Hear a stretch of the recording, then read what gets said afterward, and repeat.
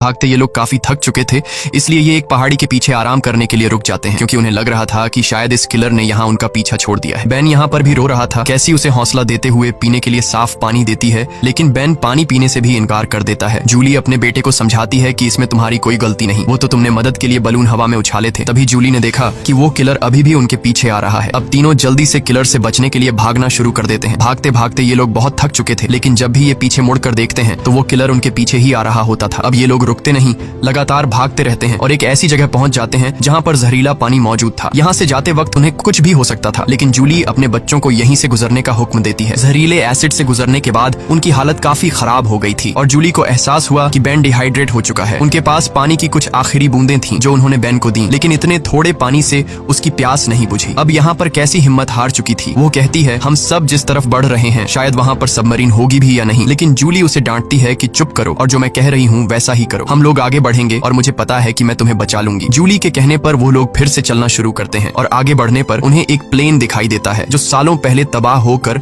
समुद्र में गिर गया होगा। ये लोग प्लेन के अंदर छिप जाते हैं और जूली एक आखिरी बार अपनी फैमिली फोटो देखती है जो उन्होंने कल रात ली थी। उस फोटो को देखकर सभी लोग टॉम को याद करते हैं। इन तीनों को यकीन नहीं हो रहा था कि एक ही दिन में उनके साथ क्या से क्या नहीं हुआ। अब रात काफी हो चुकी थी और ये लोग थक भी चुके थे। कैसी और बेन सो चुके थे। तभी किसी की आवाज से केसी की आंख खुल जाती है। वो बाहर देखने आती है तो देखती है कि वही किलर उनके पीछे आ रहा है। अब इन तीनों को इस किलर से हर हाल में जान छुड़ानी थी, इसीलिए कैसी उसी जगह पर बैठकर सोने का नाटक करती है। किलर समझता है कि वो सो रही है और जैसे ही वो अटैक करने आता है जूली मौका पाकर पीछे से वार करती है। इस बार जूली बहुत गुस्से में थी। वो उस पर इतने हमले करती है कि उसकी जान ले लेती है। आखिरकार उनका ये खतरा टल जाता है और जूली सुकून की नींद सो जाती है। सुबह जब वो उठते हैं तो देखते हैं कि किलर की बॉडी बहुत बुरी हालत में है। किसी क्रीचर ने उसे काट काट कर अंदर से खोखला कर दिया था, जिससे उन्हें अंदाजा हो गया कि यहाँ आस पास खतरनाक जीव है। अब उन्हें जल्दी से वहां पहुंचना था जहां कैप्टन की सबमरीन थी। जूली अपना मैप देख रही थी। दूसरी तरफ बेन पानी की तलाश में भटक रहा था। आगे जाकर वो पानी देखता है और बिना सोचे समझे पीने लगता है। जूली ने मना किया था क्योंकि वो तालाब जहरीला था, लेकिन बेन इतना प्यासा था कि उसने जूली की बात न मानी। जूली उसे देखती है और दौड़कर पानी पीने से रोक लेती है, लेकिन तब तक वो काफी पानी पी चुका था। थोड़ी देर बाद बेन बीमार हो गया और चलने की हालत में नहीं था, इसीलिए जूली और केसी वहां पर एक शेल्टर बनाते हैं और कुछ देर आराम करते हैं। तभी जूली को अजीब आवाजें सुनाई देती हैं। जब वो बाहर जाकर देखती है तो उसे पता चलता है कि ढेर सारे क्रैब्स उनकी तरफ बढ़ रहे हैं, जिनसे बचने के लिए उन्होंने भागना शुरू किया। थोड़ा आगे चलने के बाद कुछ दूरी पर उन्हें एक बहुत बड़ी शिप नजर आई। ये एक कार्गो शिप थी जिसके अंदर बहुत सारे कंटेनर्स भी थे। इन कंटेनर में ही बहुत सारे लोगों ने पनाह ली हुई थी। इन तीनों को देखते ही वो सभी कंटेनर में जाकर छुप गए। दरअसल वो इन तीनों से नहीं भागे बल्कि उनके पीछे केकड़े आ रहे थे। ये तीनों कंटेनर के पास जाकर गिड़गिड़ाने लगते हैं और दरवाजा खोलने की रिक्वेस्ट करते हैं, लेकिन वो उनके लिए दरवाजा नहीं खोलते। दूसरी तरफ केकड़ों की एक बहुत ही बड़ी सेना उनके पीछे थी, इसीलिए अब उनको खुद कुछ करना होगा। उनके पास कोई और रास्ता तो था नहीं, इसलिए जूलियन और उसके दोनों बच्चे कंटेनर के ऊपर चढ़ने का फैसला कर लेते हैं। जूलियन पहले अपने दोनों बच्चों को कंटेनर के ऊपर चढ़ाती है। अब जूलियन जैसे ऊपर चढ़ती है तो एक केकड़ा आकर उसे पैर पर काट लेता है, लेकिन वो जैसे तैसे करके उसे अपना पांव छुड़ाकर ऊपर चढ़ जाती है। अब जूलियन अपने जख्म को अपने स्कार्फ से बांध लेती है, जिसके बाद वो बेहोश हो जाती है। केसी और बेन देखते हैं कि वो केकड़े उस कंटेनर को काटते हुए उसके अंदर चले गए और उसके अंदर मौजूद लोगों पर इन केकड़ों ने हमला कर दिया। अब वो लोग अपने पास मौजूद हथियारों से उन केकड़ों को मारने की कोशिश तो करते हैं, लेकिन केकड़ों की तादाद बहुत ज्यादा थी। ये लोग उनके सामने नहीं टिक पाते और केकड़े कंटेनर के अंदर मौजूद सभी लोगों को मार देते हैं। अगली सुबह जूलियन को होश आया।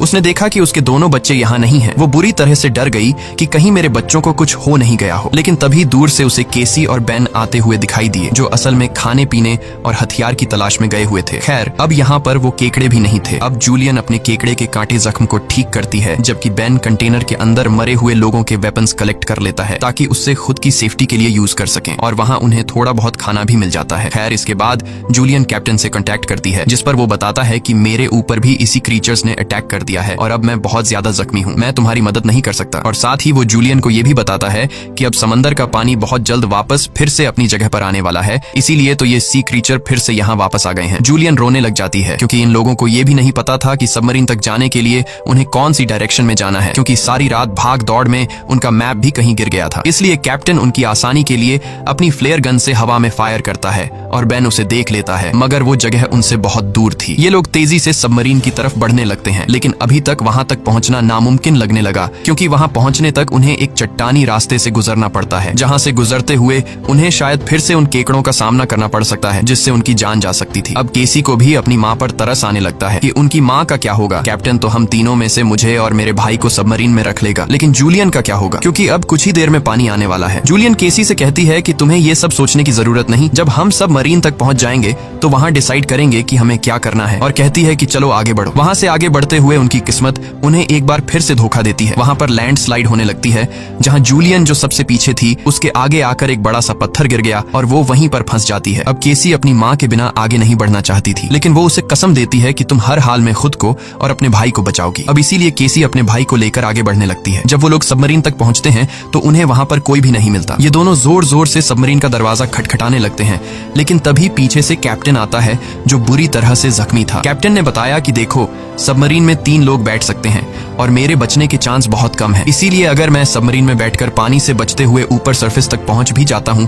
तब भी मैं नहीं बच पाऊंगा। ये बात सुनकर केसी जल्दी से वापस पीछे मुड़ गई और तेजी से जूलियन की तरफ आने लगी। वहां फिर से उन केकड़ों का सैलाब आने लगता है, जहां पर जूलियन अपनी गन से उन सबको शूट करने लगती है, लेकिन कुछ ही देर में उसकी बुलेट्स खत्म हो जाती हैं। अब इससे पहले कोई क्रीचर आकर उस पर हमला करता, केसी ऊपर से उसे हाथ देती है और आखिर उसकी मदद से जूली यहाँ से बाहर निकलने में कामयाब हो जाती है और यह लोग जल्दी से भागते हुए सबमरीन तक आ जाते हैं। अब यह लोग बिना ज्यादा वक्त गवाए सबमरीन के अंदर बैठ जाते हैं और वो भयानक केकड़े भी उनके पीछे आ जाते हैं। लेकिन तभी एक बहुत ही बड़ी भयानक समुद्री लहर उन्हें अपनी तरफ आती हुई दिखाई देती है, जो कई 100 मीटर ऊंची थी, दिखने में बहुत ही खतरनाक लग रही थी। वह तेजी से जोरदार तरीके से उनके सबमरीन से आकर टकराती है, जिससे यह लोग बेहोश हो जाते हैं। जूली को जब होश आया तो हैरानी की बात थी कि उनकी सबमरीन पानी में नहीं थी, बल्कि समुद्र की वह बड़ी लहर उनकी सबमरीन को बहाकर एक शहर में ले आई थी, जो कि पूरी तरह से तबाह हो चुका था, जिसे देखकर साफ समझ आ रहा था कि जमीन से अब इंसानों का सफाया हो चुका है। और बस यही सीन दिखाते हुए ये फिल्म खत्म हो जाती है। अगर वीडियो आपको अच्छी लगी हो तो हमारे चैनल को सब्सक्राइब और वीडियो को लाइक जरूर कीजिएगा। मिलते हैं अगली वीडियो में।